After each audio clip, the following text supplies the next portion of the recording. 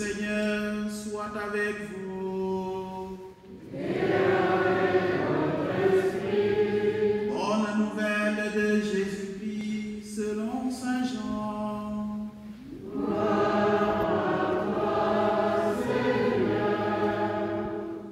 En ce temps-là, Pilate appela Jésus et lui dit: Es-tu le roi des Juifs? Jésus lui demanda: Tu dis cela de toi-même, ou bien d'autres te l'ont dit à mon sujet? Pilate répondit: Est-ce que je suis juif, moi? Ta nation et les grands-pères t'ont livré à moi. Qu'as-tu donc fait? Jésus déclara: Ma royauté n'est pas de ce monde. Si ma royauté était de ce monde, j'aurais des gardes qui se seraient battus pour que je ne sois pas livré aux Juifs. En fait, ma royauté n'est pas d'ici. Pilate lui dit: Alors, tu es roi? Jésus répondit: C'est toi-même qui dis que je suis roi. Moi, je suis né, je suis venu dans le monde pour ceci, rendre témoignage à la vérité. Quiconque appartient à la vérité écoute ma voix. Acclamons la parole de Dieu.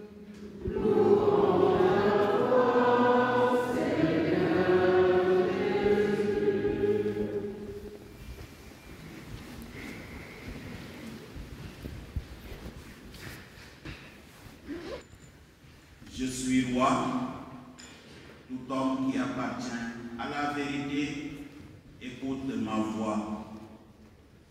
Voici la finale de l'Évangile qui est proposée à notre méditation d'aujourd'hui. On nous présente Jésus comme roi et roi de l'univers. J'ai toujours été frappé personnellement par l'accent que la Bible met sur le mot roi quand ce mot s'applique à Jésus. Yahvé est roi, il est revêtu de majesté. Nous chantons dans le psaume 93. Nous avons entendu de la bouche de Jésus lui-même: Je suis roi. Béni soit celui qui vient, le roi au nom du Seigneur, disaient les gens quand il entra à Jérusalem. Effectivement, le mot roi s'applique à Dieu et à Jésus. Elle n'a pas la même connotation que la monarchie politique telle que nous la connaissons. Mais par contre, c'est vrai qu'il existe un certain parallélisme entre le langage populaire et celui de la Bible quant au mot roi. Par exemple, une mère s'occupe de son bébé et lui dit: Tu es le roi de la maison. Qu'est-ce qu'elle veut dire par là? Tout simplement que ce bébé occupe la première place. Il est le centre de cette maison. Quand les jeunes disent tel est le roi du rock, tel est le roi du basket par exemple, c'est pour dire que cette personne est au centre, ou bien pour dire qu'il n'y a pas d'eux comme lui. Mon royaume ne vient pas de ce monde. Pour les chrétiens, notre roi est le Seigneur, c'est-à-dire le centre vers lequel se dirige le sens le plus profond de notre vie. Quand, dans dans la prière du Notre Père, nous demandons que ton règne vienne. Nous exprimons le désir que grandisse le nombre de personnes qui rencontrent Dieu. La source de bonheur est qu'ils s'efforcent de le suivre, de suivre la voie qu'il a montrée, la voie des béatitudes. Demandons-le de tout cœur, car quel que soit l'endroit où se trouve Jésus, se trouve notre vie et notre royaume, tel que le disait saint Ambroise.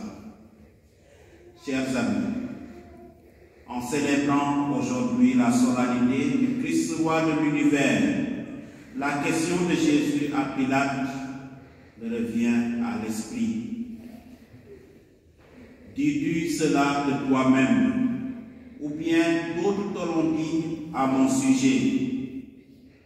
Cette provocante question de Jésus remet sur la table notre conviction personnelle à sa suite. Oui, vivons-nous une relation personnelle avec lui, ou bien est-ce que nous nous contentons seulement de ce que les autres disent sur sa personne, sur sa seigneurie, pour le suivre?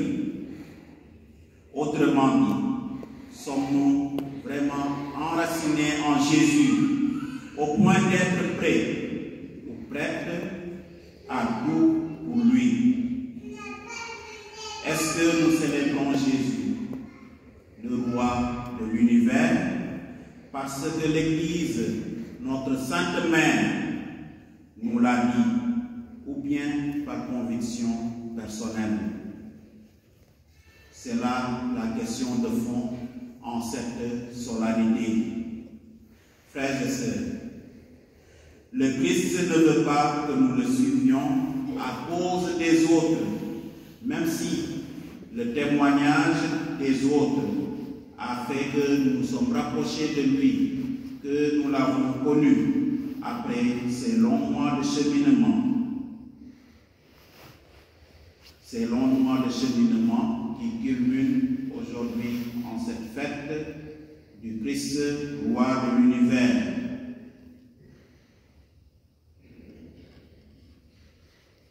Alors, si nous sommes convaincus que le Christ est roi, qu'il est notre roi, et que nous nous reconnaissons comme membres de son royaume, nous devrions être soumis totalement à lui et à ses préceptes, et du coup défendre à tout moment et partout ce royaume auquel nous appartenons. Nous avons alors le devoir, face aux lois et décisions visant à briser ce royaume, de tenir ferme comme un seul homme pour protéger ce royaume. Hélas, la réalité de notre actuelle société nous met devant l'évidence que nous ne sommes pas ces courageux membres du royaume, prêts à valoriser le roi et le royaume. Soyons honnêtes avec nous-mêmes et regardons la vérité en face. Nous prétendons que le roi, c'est le Christ, mais agissons de façon opposée à la volonté du roi.